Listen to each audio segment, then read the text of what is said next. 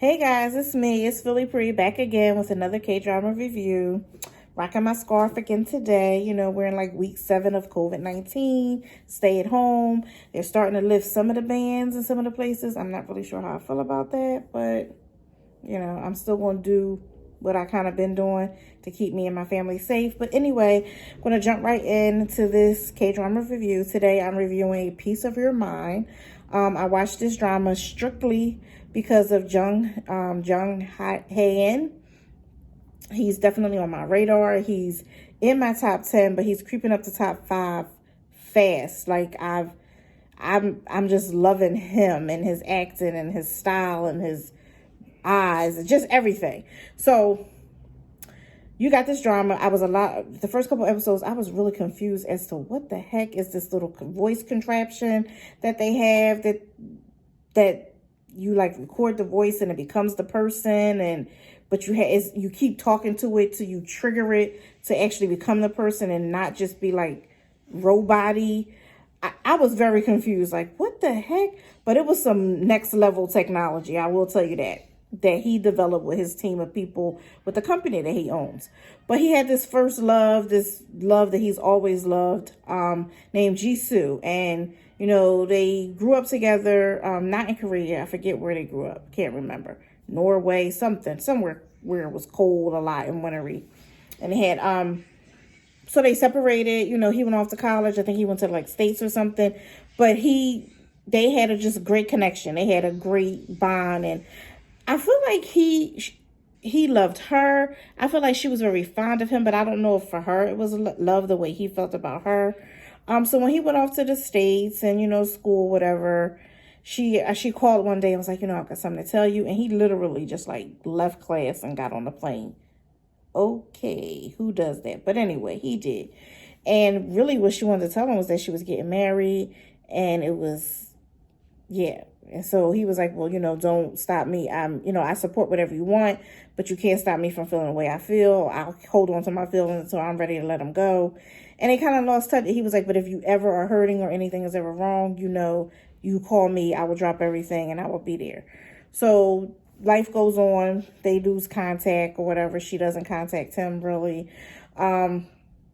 But I guess he finds her on like Instagram or something. I don't know. And he's like following these pictures and she's making like pottery, but she just doesn't see. He gets the sense that she's not happy. So he has this like family member, but she's not really family. But anyway, they get this like studio, and he sets it up where like you contact her for me to get, to pretend you're buying this stuff, but then give it to me, and then find some type of way to convince her to record her voice, because he wants to be able to have a recording of this and use it, 1, as a test, and 2, so that he can talk to her, because that's what it's like. You talk to the person until they become real, or it like chips in.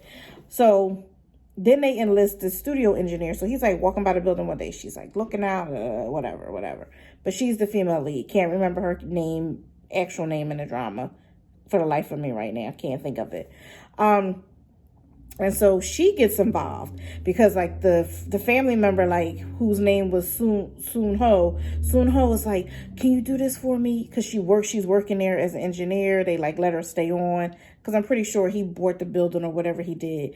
And she was like, what? She's confused. Like, you want me to record her voice? Like, who am I doing this for? This makes no sense. I'm ordering stuff. I don't confuse. She's like, just don't ask no questions. Can you please do it? But she's very apprehensive about doing it. But I understand, because this don't make no sense.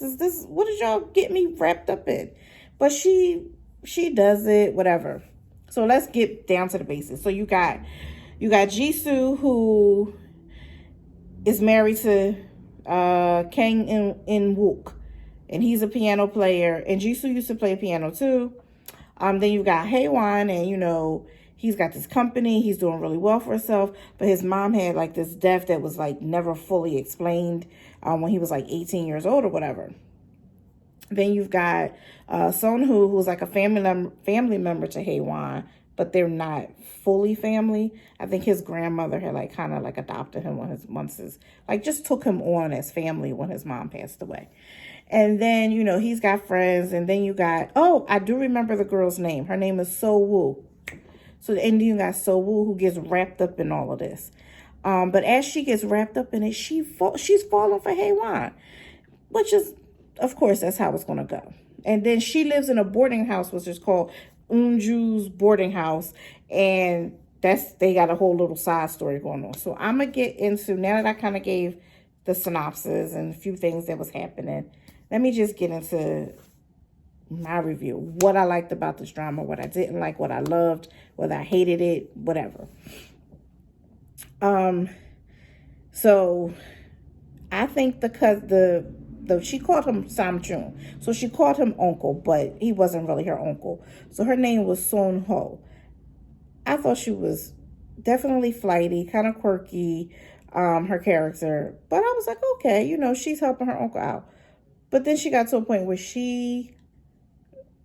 I don't think I ever forgave her. I was like so pissed with her.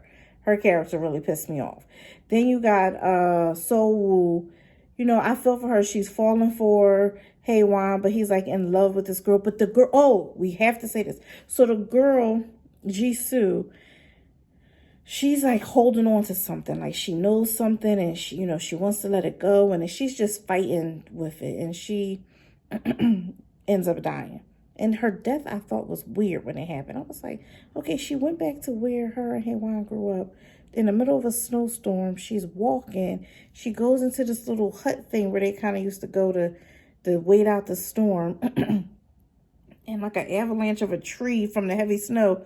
And she dies. And I kept saying to myself, okay, this is strange. Who wrote this? So she just has this weird, tragic death in another country by herself. But later on, I kind of pieced it together, and it was like, I get the symbolism of why it happened that way. So she dies, but Haewon is still like, he can't let it go. He wants to always have a piece of her. And so he's trying to talk to the voice recorder thing, and it doesn't chip in for him. Like Jisoo just doesn't connect. She doesn't become real. But guess who she becomes real with? She becomes real with So-woo. She's talking to it and talking to it and talking to it. And she says something really interesting, which I'm going to get to in a second. And Jisoo chips in, and it's like her. And so he was like, oh my God, you got her to chip in? How did you do it? And she's like, oh, I don't remember. But she remembers. And he's like, I want to know what the trigger, because it's usually like a trigger word or trigger something that chips it. And he's like, what could it be? But he wants to know if it had anything to do with him. Like, is Jisoo's trigger word, or that turned her, that made this become her, is it me? Because, his trigger word for his was something that had to do with her. I thought this was the funniest scene, but I felt her pain. So they agreed to he wants to hear Jisoo's voice. So they share so she's talking to her, and they share, what is this thing called? Earphones. And so they're talking, and he can hear her voice, and he's just sitting there. He's just happy to hear her voice. And Jisoo says, did you tell him? And she's like, tell him what? And she's like, silly. And she goes to say that you have a crush. So snatches the earphones out his ears so he can't hear what Jisoo's about to say. But in the meantime, he pulls the earphones from the device, and Jisoo goes, that you like him and have a crush on him. And she's mortified, and I'm mortified with her. First of all, I felt her pain. Secondly, it was quite funny. And I was just like, you should leave, sweetie, because I'm sure you're embarrassed at this point. So anyway, he finds out that she likes him and whatever. But I love how their relationship developed, because I'm kind of rambling a little bit. But from that point, their relationship just had this slow but beautiful build to it. It has some, some painful moments. Some, she said some things she felt needed to be said to him. One, I think, was really hit him kind of hard. And she was like, I like you. I at least have a 1% chance of us maybe getting together. You have no chance of getting with Jisoo, because she's dead. And I was like, "Ooh, child, you hit him where it hurt." But it was true. But it just built. And he eventually ended up falling for her. And I love that. Now, let's get back to this chick, Sun Ho, who was like family. Now, we found out later on that In Wook, who was Jisoo's husband, had something to do with Haewon's mother's death. I ain't really like I ain't like Jisoo's husband's character. I'm just saying. So, this is why Jisoo had like this inner battle, because, you know, she had been friends, and Haewon's mother was like a mother to her. So it's like, okay, I married the man who I had no idea actually had something to do with my best friend, the man that I'm really, really close with, mother's death, who I also saw as like a mother figure. And that ate away at her, basically. So that clears that part up. But this little chip, Sun Ho, she starts liking Jisoo's husband. And okay, but when you find out that he has something to do with Haewon's mom dying, you need to cut that, especially if you see him as family. But instead, she was, "Haewon, no, not yet. Wait till after his piano recital. Now's not the time. Don't, no." I wanted to, first of all, she looked like she weighs as much as a feather. You turn her sideways and she disappears. She's so darn skinny. Oh my goodness. But anyway, because of that, I was ready to just pick her up and just pluck her somewhere. Girl, if you don't move, this man has been hurting all these years trying to figure out what really happened to his mother and why. And now he knows. And because you got a little Twitter-pated feeling for this man, you like, no. He just came out of his slump. You can't do this to him. Yes, the heck he can. Like, why can't he? So I was with So-woo when she was like, "Let him go." So long story short, I never really liked her character after that for the rest of the drama. I was just like, "I don't like you."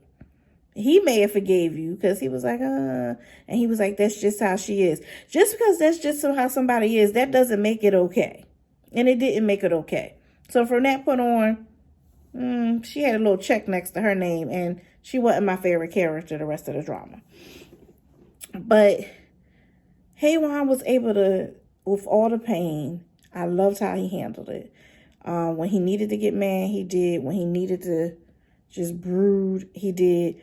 But in episode 11, when he took that man, and as my grandfather would say, looked like he was going to nail him to the wall, I was here for it. Because this little piano boy, In-wook, who thought too highly of himself, your wife was miserable because of you. You want the world to revolve around you. You not really as apologetic as you should be, and you lashing out at everybody. No, you need to get a grip. So when he nailed him to the wall, I was like, yes. And first of all, that walk, when he was walking, and them eyes, that look, I was like, ooh, yeah, boy. But anyway, okay.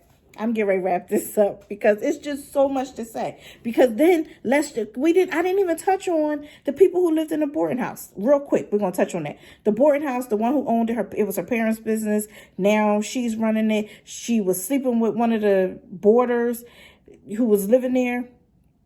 And then he got new. Nobody wasn't paying you no mind. You and her was having a good time. Yeah, she dressed homely or whatever, but you liked her like that and you was okay with it. Now you working in this little office job now, and you got little people noticing you and checking you out, and you like, this is moving too fast. It wasn't moving too fast when you was climbing in my bed. So I was glad when she told him he had to move out. But when it was time for him to move out, he felt it. But another lady had moved in, who I'm not going to go into it now because I feel like that would take way too much time to add her little story into it. But I loved how she would do little stuff. She knew if he wanted something to eat at the breakfast table, she would take it and go, "Oh, I wanted that." Oh no, sweep that, do that. She should just do stuff to him because she didn't like how he treated her, and understandably so. But I feel like he felt it in the end, because you can't do people like that. Yup, you gotta go, and yeah, and now you miss what you had. Oh well, go be with them little whatever's you wanted to be with. But overall, 12 episodes. So much to say about this drama. It's slow. It's not fast paced, but I feel like because of the subject matter, it wasn't rushed, it wasn't fast paced, but it was steady. I didn't have them like, oh my God, how long are they going to play this out? With 12 episodes, I thought they did a good job. I feel like if they had to do 16 episodes, then I would have been over it. Like, okay, enough is enough. Each episode was about an hour. I think the last episode, which I just finished watching, it was probably like an hour and 20 minutes. So it went over. But that's just kind of like to close it up nice. The ending was just cute. It was cute. And I'm okay with it. I didn't hate it. It wasn't, I would have, of course, we always want more. But it was cute. So, I'm going to give it 4.5. I was tempted to give it 4 because, but my little cutie pie, he did a good job in this drama. I think everybody played their parts really, really well. Even the characters that I didn't like, they did an excellent job playing the parts. So they getting 4.5 stars today. So this drama, it was on Viki, and remember, it's called A Piece of Your Mind. If you haven't watched it, even though I just gave you a lot of spoilers, but if you still want to watch it, and if you did watch it, comment.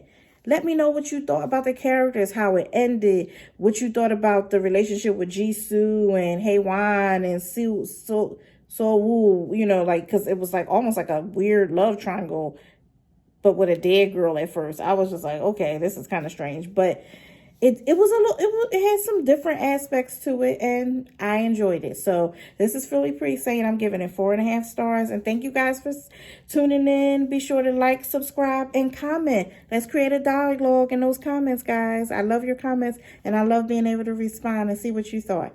Thanks for watching. Bye.